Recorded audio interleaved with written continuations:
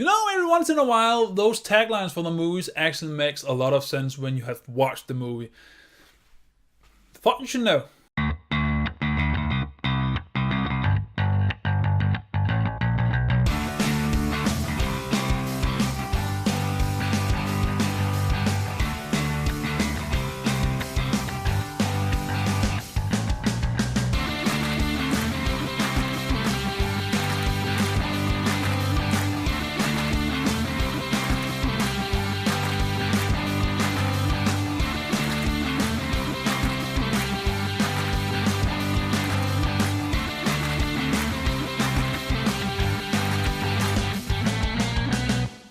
Hello everyone, my name is Daidarius and welcome to the review for Ralph Breaks the Internet. So Ralph Breaks the Internet is the sequel to Wreck-It Ralph, which is one of my most favorite 3D animated Disney movies.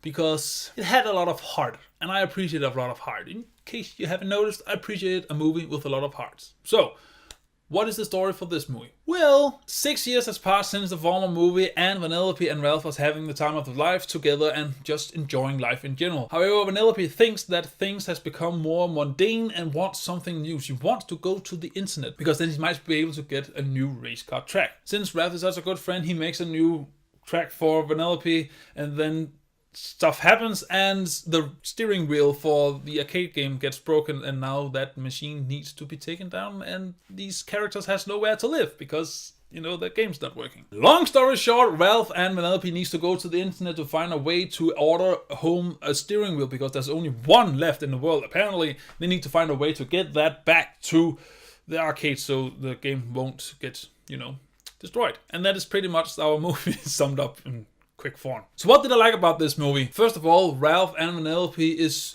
one of the most genuine friends that I have seen in a long time, especially considering that Ralph is a simple-minded but an adult figure and Vanellope is a very smart but, you know, young child, and the way they work together, it just creates magic every time you see them on screen because they're so different, but they have genuine enthusiasm for things around them that seems, you know, new and fun that you just can't help but smile. I also like the fact what this movie did for the internet, the former one did for the video game characters. And what I mean by that is that the video game characters are present. You can find Easter eggs from the other video games in the background, but they are not taking center stage. They are not there for jokes or laugh. They're just there to enrich the world. The same goes here. Yes, you see Twitter. Yes, you see Amazon. You see eBay. You see a lot of stuff. But they are just there as a world for this story to take place. And don't take away the focus of the story. And I appreciate that because that's the way you need to do things. Emoji Movie. And just the way they present the internet is it's genius. Every time they present a new thing, you immediately understand why they made it in that way. And when you think about it, it couldn't really have been represented in another way. It just makes perfect sense. And I just love every time that they added a new thing. I got the reference. I remember how it is when I'm on it. It just makes the whole experience more fun. The story is also fine. It is on the simple side like the former movie was, but it doesn't really matter because the main focus of this story is what do you really want out of life? And what can you expect from your friends when you want to change something? I'm going to touch upon that more before I get the rating of this review. But nonetheless, the story is simple, but it gives room for this movie and these characters' relationships to grow, and also so we can see more internet, because we need to see more internet. And I also like the fact that there's no villain in this movie. I don't think that is a spoiler, by the way. But just the fact that there's no villain, there's no opposing force hindering these two characters to accomplish their goal besides these two characters themselves is refreshing, because often these animated movies feel like they need to put a villain there, and if you haven't shown any villain throughout the movie, then surprise villain at the end. You need a surprise villain twist or something at the end, but you don't get it here.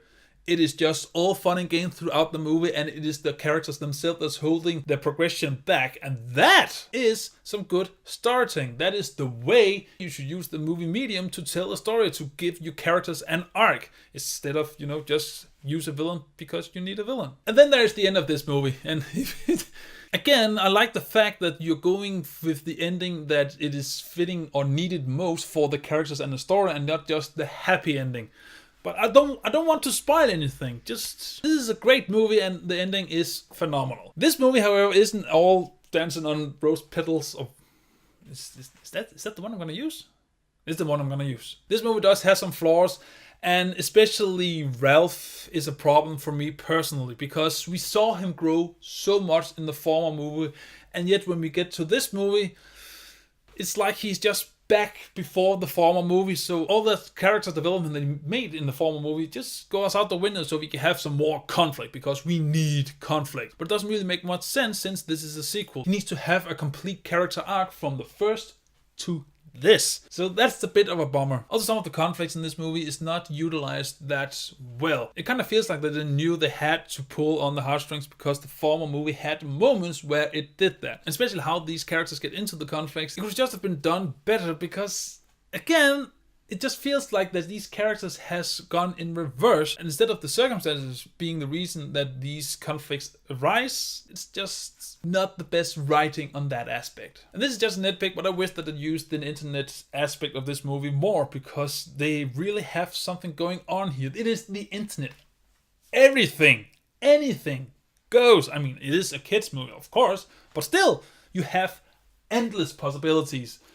Use it, especially if you do something like firewall or DNS or anything that some people might get and find fun and make this world more rich and believable. But they didn't. But this isn't a huge gripe. It doesn't hold the movie back at all. It just, I wish they used it more. And the final conflict in this movie could have been done a lot better. I mean, I understand what they were going for, but I just don't think it was necessary. It was just a reason to put an action sequence in there where it should have focused a lot more on the personal aspects of this conflict, but that's just me. Anyway, this movie really ends on a high note, and I mean a high note. And just like in the How to Train Your Dragon 3, this movie really focuses on the fact that these characters' story could have ended extremely happily ever after, but that is not what these characters deserve, and especially it is not what this story needed. So they're going about it in a very adult way, and I love this new approach for these cartoon movies or animated movies, because this is a great lesson to teach kids. Not everything in life is going to end or is going to be the way you want it, but that doesn't mean that it's always bad. You just need to accept change. And especially change is something that these two movies really brings up. We are so used to the mundane, we are so used to things that we know that we feel some security in it. Not that there's anything wrong with this, but sometimes you really do need to embrace your fears and go for the change. Yes, change might hurt in the beginning, but maybe you will find out later on it was for the best for both parties. If you want to grow, you need to accept your fear of change, because again, change is the unknown. This is something we're not familiar with. This we know. That out there we don't know. But sometimes you really need to explore what is out there to find if what you have is as good as gonna get, is the best, or if there's something out there, something that you need to implement into your life. And I'm just blown away that these two movies does this. Just the ending shot in this movie is something I haven't even seen before, because it is without words, really. I won't spoil it, but it's without words. It is just a shot, and then the movie ends. It really hits you, especially if you really connected with the characters and understand why it is as it is. It blew me away, let me say that. So all in all, what you get with this movie is you get a very interesting and entertaining journey throughout the internet, just like we got in the former movie with video games. And you will recognize a lot, and there's a lot of jokes that I might not have noticed in the background, but they have put a lot of detail into those backgrounds. And you have great characters, you have good chemistry between those characters. You have a simple story, but it works in the disadvantage. Yes, there are some conflicts that could have been done better. There are some characters traits that have gone backwards, so we could have this movie happen for some reason. And I think the final confrontation is unnecessary. It could have been done a lot more simple, but we needed an action sequence, of course. But you will have an ending I am pretty sure will blow you away. And I don't mean like mind-blowing. I mean, it was just gonna hit you really hard.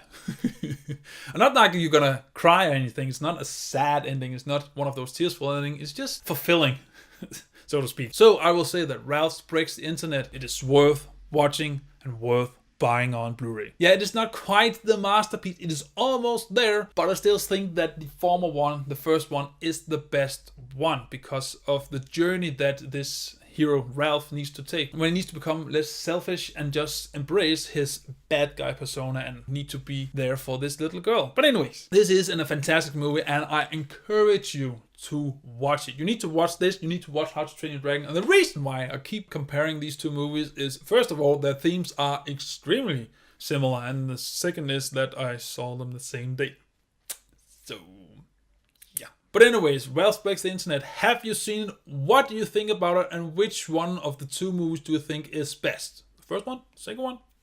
Whatever you think, comment on me your thoughts. And as always, until I see you in the next video, remember to stay awesome. Bye!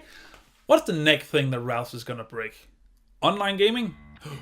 He's gonna break the microtransactions? Oh, I hope he breaks microtransactions.